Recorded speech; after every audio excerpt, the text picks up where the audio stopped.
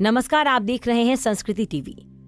रक्षाबंधन जहां हिंदू श्रावण माह की पूर्णिमा को मनाया जाता है, वहीं भाई दूज कार्तिक शुक्ल पक्ष की द्वितीया को मनाया जाता है।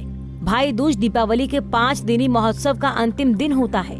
भाई दूज और रक्षाबंधन का त्योहार दोनों ही भाई बहन के रिश्तों से जुड़ा हुआ त्योहार है। आओ जानते हैं रक्षाबंधन क्यों है भाई दूज से अलग। रक्षाबंधन को संस्कृत में रक्षिका या रक्षा सूत्र बंधन कहते हैं, जबकि भाई दूज को संस्कृत में भागिनी हस्ता भोजना कहते हैं। मतलब ये कि रक्षाबंधन पर रक्षा सूत्र बांधते हैं, जबकि भाई दूज पर बहन अपने भाई को भोजन खिलाती है।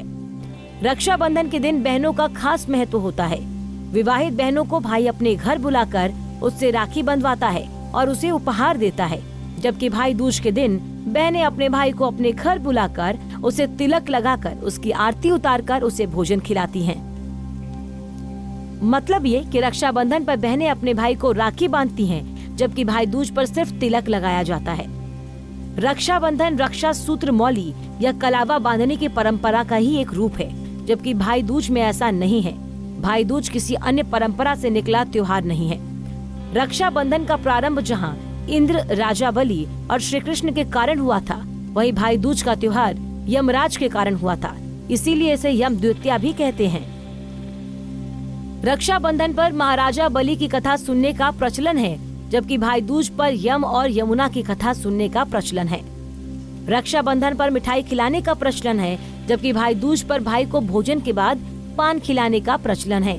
मान्यता है कि पान भेंट करने से बहनों का सौभाग्य अखंड रहता है। भाई दूज पर जो भाई बहन यमुना जी में स्नान करते हैं, उनको यमराज जी यमलोक की यातना नहीं देते। इस दिन मृत्यु के देवता यमराज और उनकी बहन यमुना का पूजन किया जाता है, जबकि रक्षाबंधन पर ऐसा नहीं होता।